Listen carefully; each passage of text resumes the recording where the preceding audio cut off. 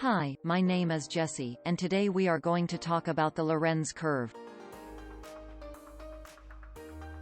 Lorenz curve was initially introduced by American economist Max Lorenz in 1905.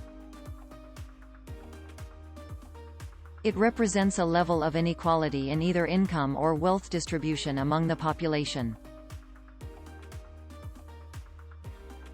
What is the difference between income and wealth? Income describes how much a person earns, without taking into account accumulated wealth. A person can have a high income, however, still be in debt due to high expenses or a lavish lifestyle. Wealth, on the other hand, shows a person's net worth without taking into account his current income. For example, imagine a top manager of a big corporation who is now receiving a state pension. His pension may not be that high, however, his wealth can be substantial due to his previous earnings. So, we now know about income, wealth, and that Lorenz curve can show some measurements for both. How does it look like? Lorenz curve is represented as a graph relation between population and income or wealth percentiles. On the horizontal scale, we have a percentage of the population. On the vertical scale, we have a percentage of either total income or total wealth.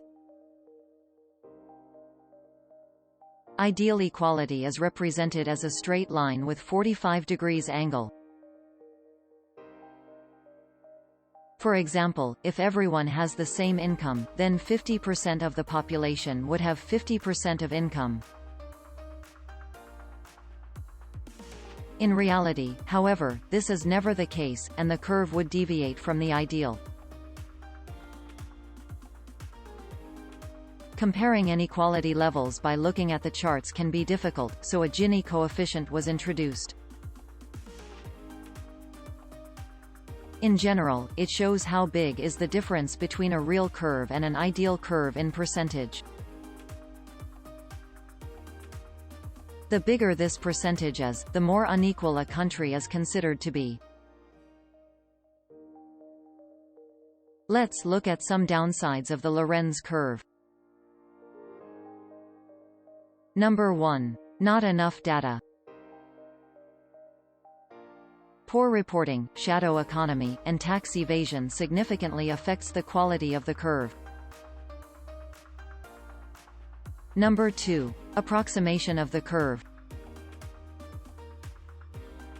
The curve may have a few alterations during its calculation and does not fully represent the initial data.